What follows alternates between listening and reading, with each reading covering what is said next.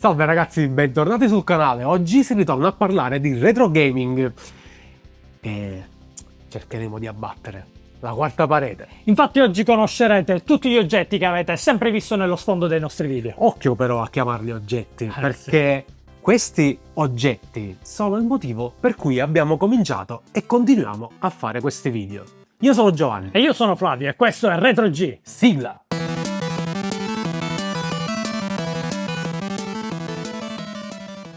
Partiamo dunque dal Neo Geo Custom che Giovanni ha restaurato. Giovanni, parlaci un po' di questo fantastico cabinato. Allora, questo è un cabinato originariamente della General Game Intervideo e in Italia purtroppo non avevamo tanti cabinati dedicati ai giochi specificatamente. Molti erano dei cabinati in cui all'interno giravano varie schede. È vero, sì. Molto spesso dei bootleg, no? Sì.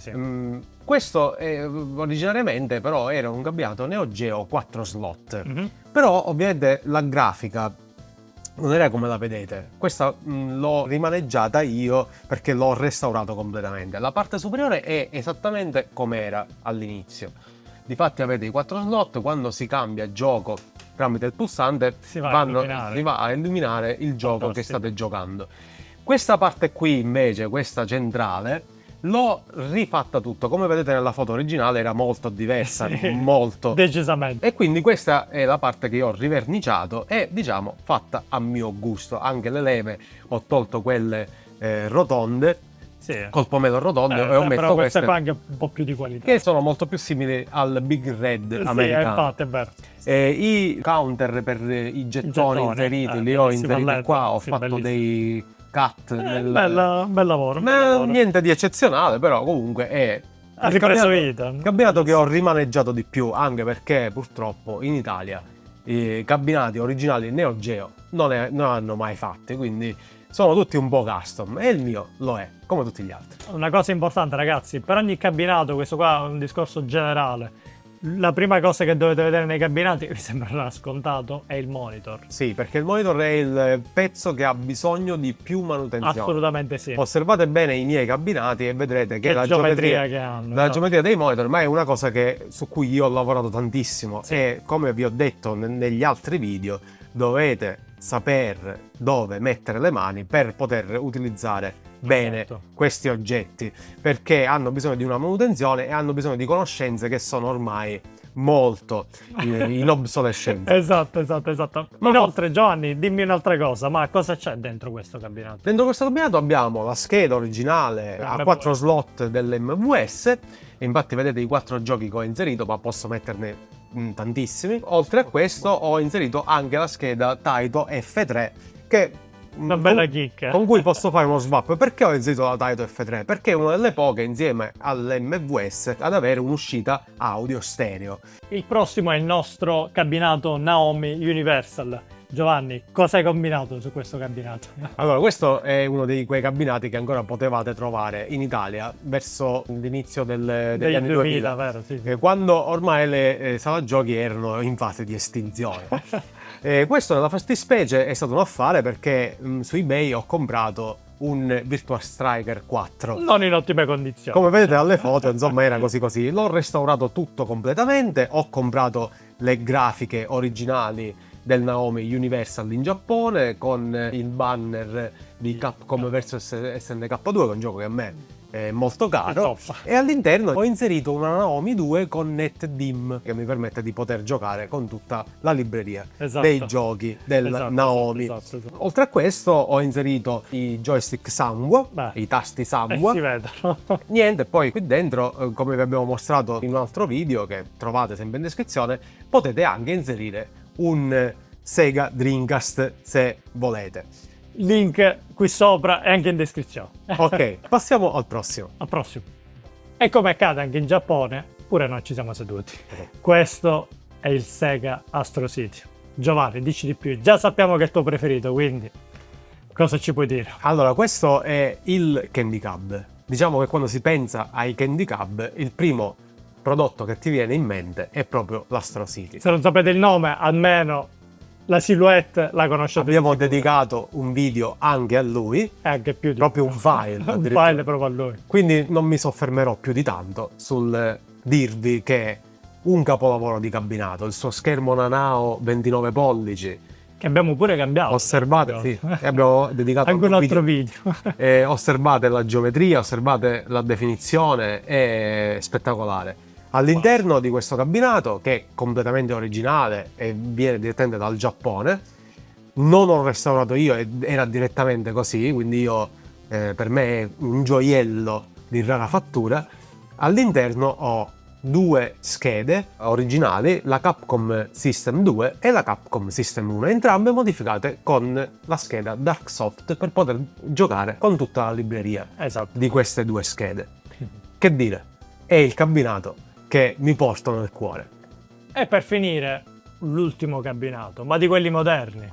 Moderni, ma diciamo perché? Perché a differenza di quelli che vi abbiamo mostrato prima, lo schermo non è un CRT ma è un LCD. Esatto. Quando da noi sono estinte le sala giochi, si sono estinte. In Giappone no. In Giappone no, e quindi hanno continuato con una serie di cabinati che poi sono sfociati nei giochi che tuttora giochiamo. Esatto. Ad esempio questo usciva originariamente con Street Fighter 4. Esatto. La scheda che c'è all'interno difatti è una Taito Type X3. Esatto. Con all'interno la ROM di Artax, vabbè, ma questo già lo trovi in Giappone in questo modo, difatti mi è arrivato proprio così. Esattamente. Con le dovute modifiche alla plancia si può anche inserire all'interno una console. Noi ad esempio abbiamo inserito una PlayStation 5 per giocare a Street Fighter 6, ad esempio. Difatti le grafiche proprio sono quelle di Street Fighter 6. Adesso passiamo però al piatto forte del video, ovvero le console. Le console. Andiamo. E alle nostre spalle ci sono tutte le console esistenti, o quasi. Il fulcro di questa postazione sono i due schermi che vedete.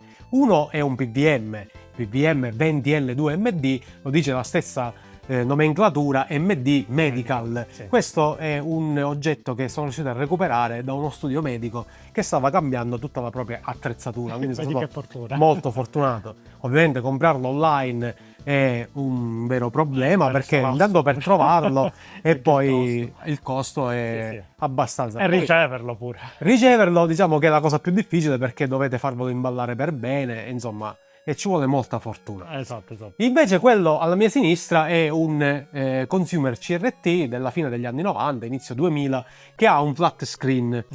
Questo nella fattispecie è un ottimo CRT, è stereo, ha la qualità Sony Trinitron, ed è diciamo il fulcro della postazione perché a questo CRT io di solito collego tutte le console. Di solito io invece al PBM collego o il Super Gun o il Mister. Fantastico. Il CRT è un junk pick, fantastico, ovvero un ritrovamento in discarica, e per quanto possa sembrare assurdo, ogni tanto bazzicato, questi oggetti che per tanti sono immondizia, per noi possono essere un tesoro. Vi posso trovare belle sorprese in discarica. Al centro della postazione abbiamo la presa multiscart, che ovviamente è imprescindibile per avere un setup del genere in cui tutte queste console. Sì, si accende una console e si avvia immediatamente. E potete trovare questa multiscart direttamente su AliExpress.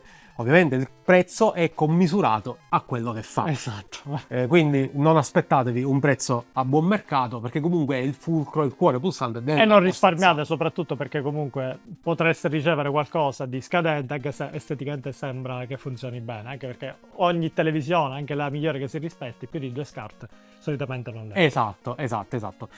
Poi ho introdotto anche il RetroTink 4K. A cosa serve? Serve a poter usufruire di uno schermo OLED, uno schermo LCD su cui vedere tutte queste console. Perché utilizzo anche questo? Perché a volte, sai, accendere un CRT, io che sono ipovedente, e giocarci per tante ore non è una cosa semplice. È impegnativo. E vi consiglio anche, magari non il RetroTink 4K, perché magari è un oggetto un po' costoso, esatto, è un po' impegnativo. Comunque un buon upscaler potrebbe sostituire questi CRT e andare insomma a sopperire a quello che è magari una mancanza di spazio, che tutti noi purtroppo dobbiamo fare i conti con delle case magari più o meno grandi, non tutti hanno la possibilità di avere a disposizione molto spazio e quindi devono entrare per forza a compromessi con questi oggetti. Certo. Magari il poter collegare tutta questa postazione con questo hardware originale a un buon upscaler che poi ci proietta tutto su un buon LCD o un buono schermo OLED è un'ottima soluzione.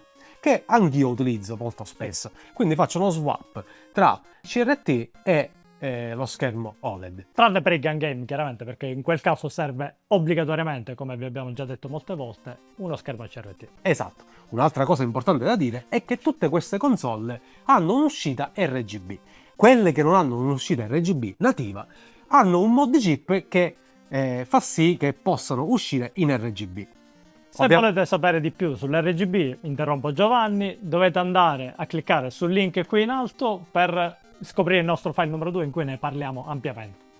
Per concludere, sulla destra abbiamo la sezione delle console nuove, quindi nuove tra virgolette, Sì. quindi abbiamo un po' più moderne, che non hanno un'uscita RGB ma che utilizzano magari un'uscita component. Esatto. E invece poi andando in alto abbiamo la mia collezione di hardware Esatto. originali, quindi abbiamo il Nintendo 64, il Super Famicom, il mio Super Nintendo degli anni 90. Dobbiamo fare un video su quello, Gianni, per forza. Esatto. Il NES Control Deck, quello ho fatto un video, andato a recuperare. No. E poi la sezione delle console portatili, sia quelle boxate che quelle loose. E anche l'analog. Ovviamente non trova spazio dietro di noi tutto quello che non c'entrava. No, Perché esatto. ho un garage pieno di tutta sta roba e dietro ho messo quello di cui veramente io a cui sono affezionato, magari l'ho messo lì. Esatto. Ora andiamo a passare a setaccio ogni console della nostra postazione. Iniziamo. Questo è il mio NES top loader con modifica RGB. Ovviamente di ogni console cerco sempre di avere il joystick wireless, così da poter giocare un pochino da lontano. Quando voglio un'esperienza un po' più hardcore utilizzo il suo joypad originale, ma quando posso uso un joystick wireless. In questo senso 8Bido è una delle marche che vi consiglio di utilizzare quando c'è il suo joypad, oppure Retrobit è anche un'ottima marca. Questo è il mio Super Nintendo, nello specifico è il Super Nintendo Junior. Come vi dicevo, il Super Nintendo Junior è l'ultima revision del Super Nintendo, esce senza un'uscita RGB nativa. Come si ottiene l'uscita RGB? Tramite un piccolo mod chip, però così facendo avrete il miglior Super Nintendo possibile, abbinato a un Everdrive e ovviamente la morte sua. Salendo troviamo il Neo Geo nella versione AES, ovvero la versione casalinga del Neo Geo, con abbinata la sua Neo SD, così da poter giocare tutti i giochi della sua libreria. Poi abbiamo il Sega Mega Drive che uso nella mia postazione, ovviamente posseggo anche il Sega Mega Drive 1, ma nella postazione uso il Sega Mega Drive 2 perché ha un'uscita RGB migliore, sempre nativa, abbinato alla Mega Everdrive. Subito sotto, che occupa pochissimo spazio, il PC Engine. Utilizzo questa versione con un adattatore per l'uscita RGB che vi faccio vedere. E poi la sua Everdrive dedicata, la Turbo Everdrive. Poi abbiamo il mitico Atari Jaguar con una sua cartuccia dedicata per il multigioco. Il Atari Jaguar ha un'uscita RGB nitidissima e non ha bisogno di nulla se non il suo collegamento nativo con la presa SCART. Poi abbiamo il Nintendo 64, questa è la versione che utilizzo io di solito, con il joystick a corredo Retrobit wireless. Il Nintendo 64 non ha un'uscita RGB nativa. Per ottenerla bisogna inserire sempre un mod chip, come ho fatto io. Ovviamente a corredo abbiamo la sua Everdrive. Spostandoci sulla sinistra abbiamo il mio GameCube nero, con a corredo il Game Boy Player, su cui gioco tutta la mia libreria dei giochi del Game Boy Advance comodamente su CRT. Di solito lo uso con un adattatore wireless della 8Bido, su cui posso aggiungere qualsiasi tipo di joystick wireless. Inoltre ha la modifica Swiss, con cui posso usufruire di tutta la mia libreria giochi del cubetto. Subito sotto c'è il Sega Dreamcast, che anch'esso non ha bisogno di nessuna modifica e ha all'interno il lettore FPGA al posto del lettore ottico dei DVD. Per il resto nulla. Il Sega Dreamcast è una console che esce in 480p, come d'altronde anche il GameCube, e ha un'uscita video strepitosa, quindi non ha bisogno di niente se non la console. Se volete potete usufruire invece del lettore ottico un lettore FPGA, ma poi per il resto va bene così. Il Sega Saturn è un discorso un po' più complesso, ha una delle uscite RGB migliori che si trovano fra le varie console in circolazione, però ha sempre il solito problema del lettore ottico dei CD. In questo caso io uso il Saru, che è una scheda che ci permette di poter usufruire di tutti i giochi della libreria del Saturn tramite lo slot di espansione che c'è superiormente nel Sega Saturn. Oltre a questo aggiunge anche la RAM di cui hanno bisogno alcuni giochi per poter girare. Qui invece abbiamo la parte Sony con la prima PlayStation. Vi ricordo che la prima PlayStation ha un'uscita RGB nativa a dir poco perfetta, non c'è nulla che dobbiate fare se volete usufruire della PlayStation al suo meglio a livello di uscita grafica. C'è sempre il problema del lettore. Anche lui ha un lettore FPGA all'interno che mi permette di leggere tutta la libreria software della PlayStation, la mia libreria software, tramite una micro SD. Ho un adattatore per poter giocare con un joystick wireless, un adattatore semplicissimo che si trova su Amazon a pochissimo prezzo.